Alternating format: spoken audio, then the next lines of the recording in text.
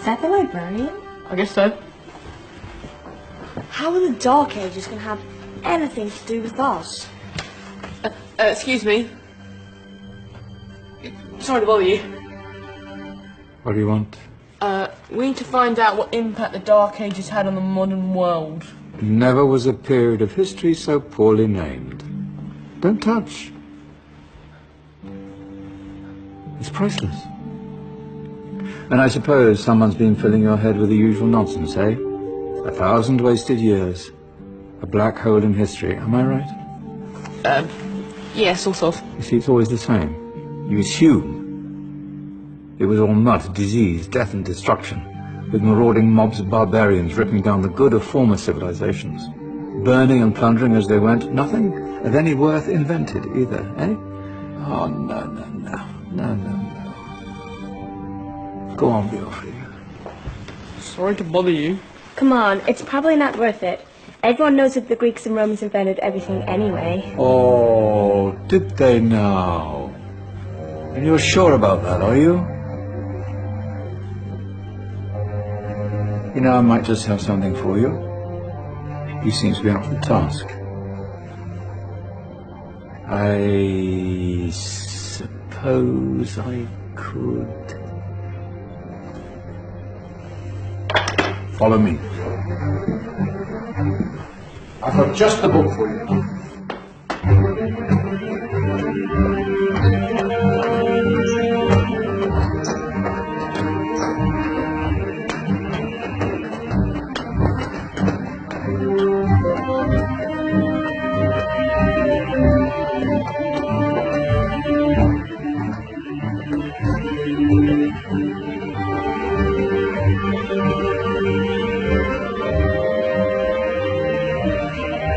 Where are we going? I don't know. Ask him.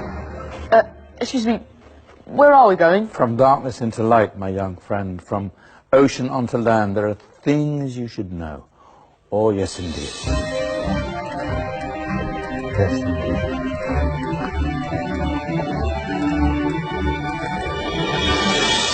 Now, I know I left it round here somewhere.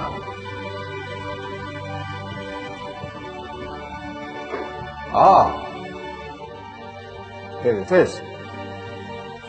Now, take a look. If you dare.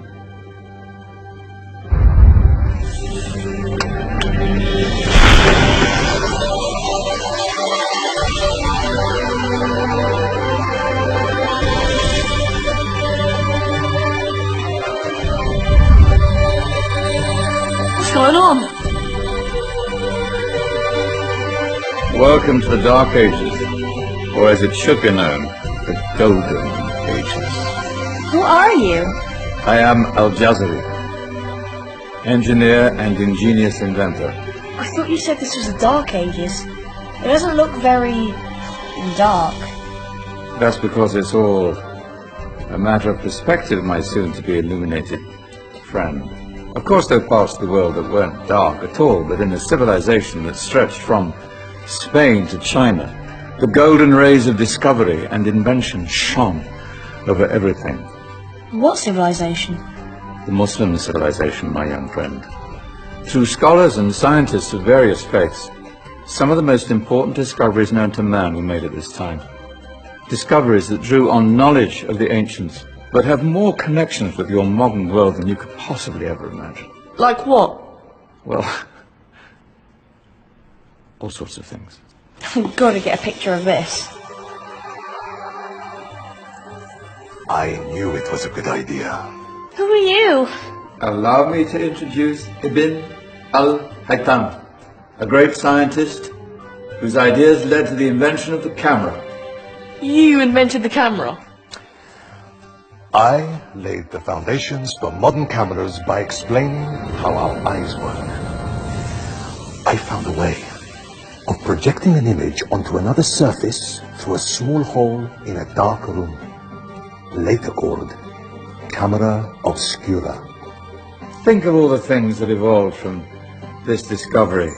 Cameras, cinema, all share the same principle.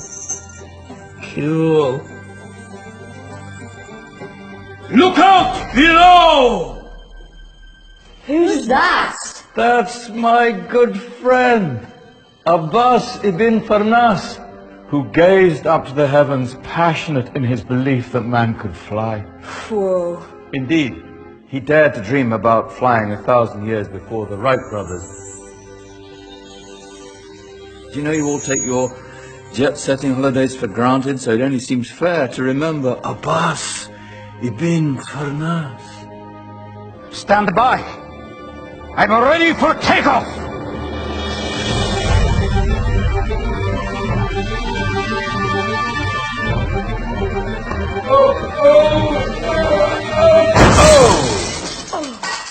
You did forget one thing, though.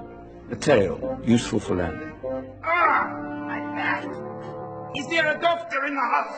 Did someone call? Ah, my old friend, why don't you introduce yourself to my young guests? I am Abul Qasim al-Zahrawi. Many call me the father of surgery. Did you actually do surgery back then? Of course we did. In fact, many of the surgical tools that I invented are still used in your modern hospitals. Excuse me, a patient needs my attention. Scalpel? I think I may need some stitches. In that case, I'll use catgut. Catgut?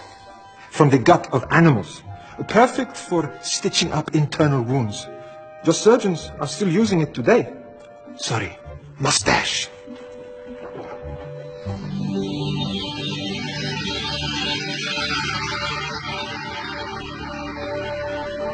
Who's she? That's Maryam al-Astrolabi, one of the many brilliant women of her time. She made sophisticated astrolabes. Astro what? Astrolabes. They show the sky and the stars on a small flat plate you can hold in your hand. Think of them as ancient calculating or timekeeping devices. Today you have your watch, your compass, satellite navigation, helping people and explorers travel the world. Science at its brilliant best. And all these things were developed during the Golden Ages. Well, that's just the tip of the iceberg. There were thousands of other inventions covering all areas of life, and in the years that followed, their influence spread across the whole of medieval Europe. So you see, it wasn't so dark after all. What about you? Me? What did you invent? Well, I don't want to be big-headed, but I made some groundbreaking advances in engineering. I suppose my most significant discovery converted rotary motion into linear motion using a crank and connecting rod. It's essential in pumps and engines. In fact, I've no idea how the Industrial Revolution could have happened hundreds of years later without such a device. Not that I ever get the credit I deserve. But my crowning glory was my amazing time-telling machine. My legendary elephant clock.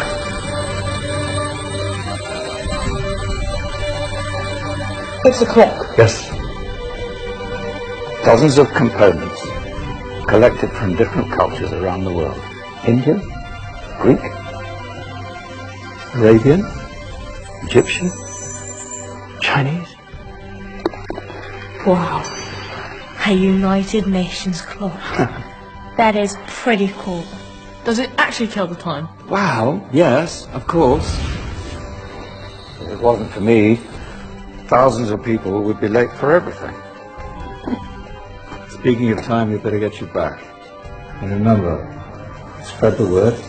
This was a golden age, and I've only shown you a tiny part of this wondrous time. There are countless other scientists and inventions directly connected to your modern world. You're just going to have to find out for yourselves.